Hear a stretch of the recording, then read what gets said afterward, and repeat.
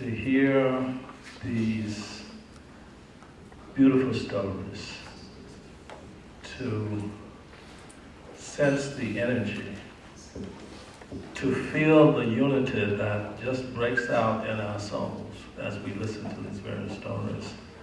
And I just want to say thank you for that.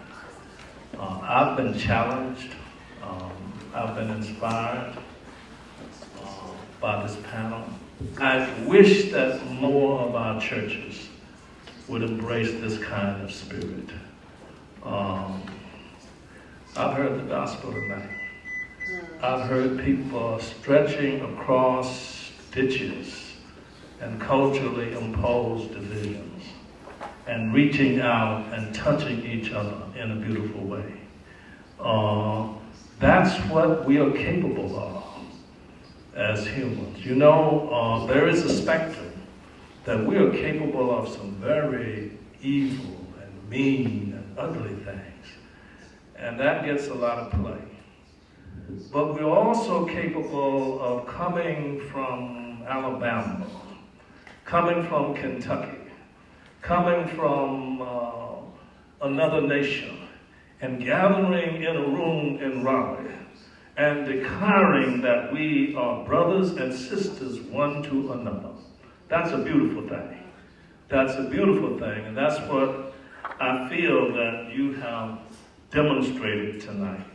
So I want to say thank you to the Southeastern Immigrant Network. Did I get it? Yes, Southeastern Immigrant Rights Network. Immigrant Rights Network, and to Megan, and the people who had the foresight and the wisdom to say, let's pull people together and let's talk in a new way.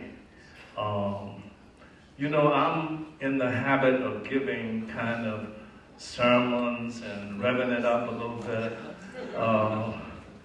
But now and then you have to whisper a message.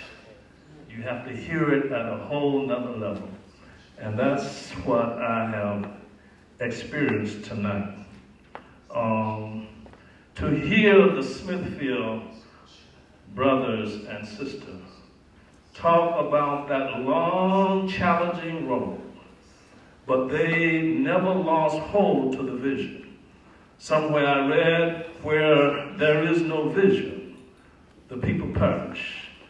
But when you've got a vision, it gives you energy, and you can run on anyhow. And so I was so happy to not only be a part of that, but to see this struggle mature to a point that people who used to scratch when there was no itching, smile when nothing was funny, got together and said that we are the source of power here. If we can unite with each other, we can change this place.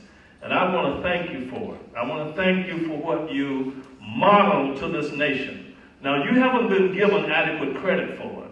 It should be all over the nation. This story should be told. But I thank God that you're still here telling the story.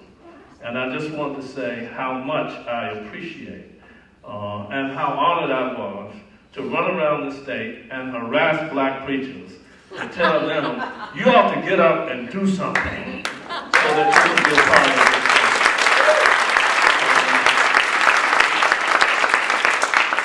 You know, I met a couple of people from song. As you talked, I remember a dear sister coming to the Beloved and saying what you said. We're going to go all over the state. And we're here right now. We need a place. So we put her over in St. Boniface Episcopal Church, I think. And I wasn't able to be there, but they had a good time. And to hear you engage the challenge that we're not going to the places where we're not only going to the places where they're going to applaud us and where we think we have a polite audience. We're going to push out into the deep water, and we're going to feel for the soul of our brothers and sisters and get on one accord. To say that we're going to every county in the state, that's an awesome piece of work. And I just want to say thank you for that. And I thank you for modeling what it means to be family. You know, there's a lot of talk about family values. And then people pass policies and laws that rip families apart and beat people up and denigrate people who are loving and caring for each other. But there is another side to that. There's another story. Somebody said page 2. And page 2 is what I heard tonight. That we are going to build our unity. We're going to love each other. And we're not going to allow the hatred that's spewed out here to turn us into hate mongers. And so I just want to say thank you for that. And for how you handle the media. For how you refuse to not tell your story. To stand up and to speak truth to power. And to do it in such a way that you don't have to have a surrogate for you. You're speaking for yourself. And that models something very precious. And then, y'all gotta forgive me because I am not good at this pronunciation. But El Cambayo, okay? And this dear brother and sister, you know the way you stood before us and bared your soul. And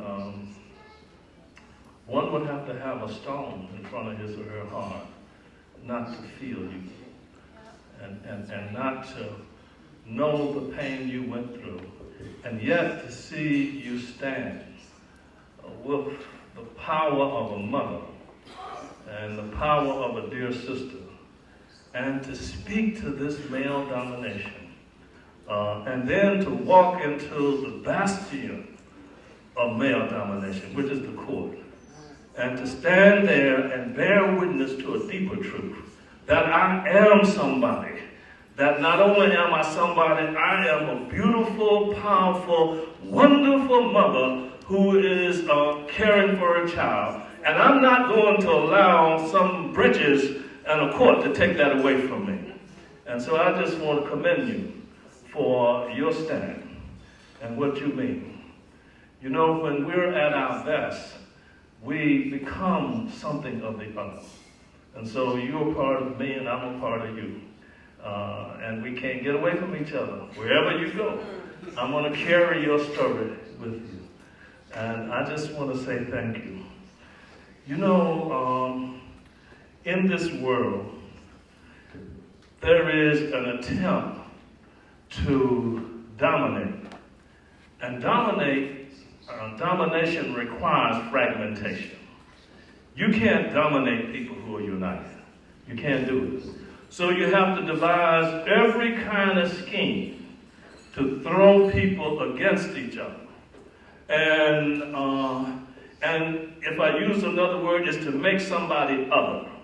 That you're other, you're different. And you're them, and we are us. But I want to put out a word tonight, and that is that we ought to lift up usness as a goal. That we're no longer going to play the game of us and them. We are going to build a beautiful new usness that all humanity can come under this umbrella. That's where I think, that's what I feel in here tonight. And that's why I'm happy about it. You know, whenever you hurt someone else and mistreat someone else, you diminish your own humanity. And you scar your own soul.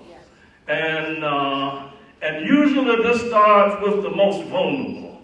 Those that you can attack and hope nobody knows because you label people.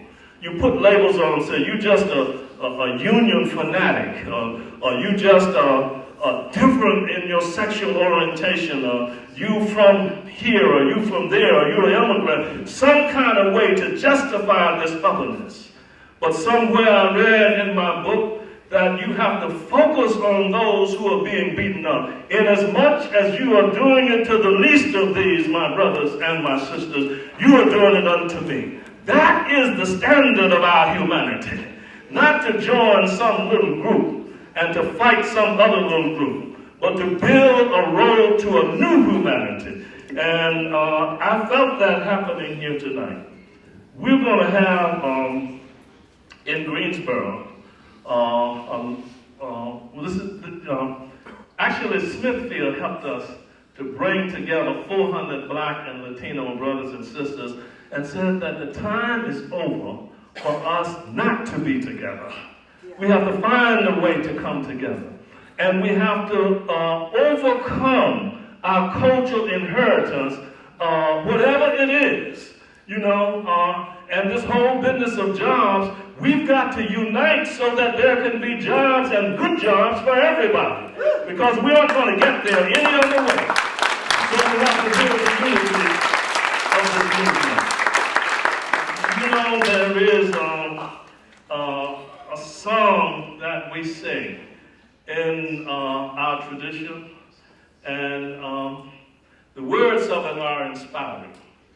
When the slaves from years ago would be way down yonder by themselves, couldn't hear nobody pray. Seemed like you couldn't get a message up out of that. And I have often wondered, after 100 years and 200 years, what does a mother say to a child that might be snatched out of your midst and sold the next day? What do you say to somebody that you have married and then that marriage is broken up? And it doesn't matter who it is you're married to, it's just that it's not legitimate. But then the people would say that we've got to walk together and not grow weary. And so in conclusion tonight, what I want to say to you is walk together, children, and don't grow weary. Walk together, children, and don't grow weary. Walk together and build the unity. Allow the souls to touch each other. And to leave here inspired that we're not going to be diminished, we're not going to be reduced, that we're going to stand for the higher things that we are capable of doing, and that is to be brothers and sisters one to another. So walk together and know that no matter what they say about stop and arrest or stop and ask for paper, it won't last always. Because there is a greater power, and that is the God in you. And when the God in you connects with the God in me, and that connects with the God above, what can stand against it? If God is for you, who can be against you? And so I just want to encourage you tonight, because you have certainly encouraged me.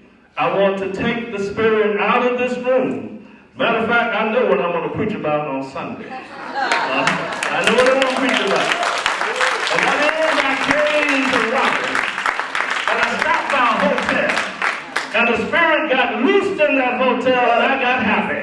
And I want to tell you, you ought to experience that in this church on Sunday.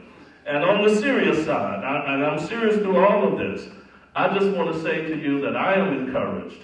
I want you to be encouraged. There is nothing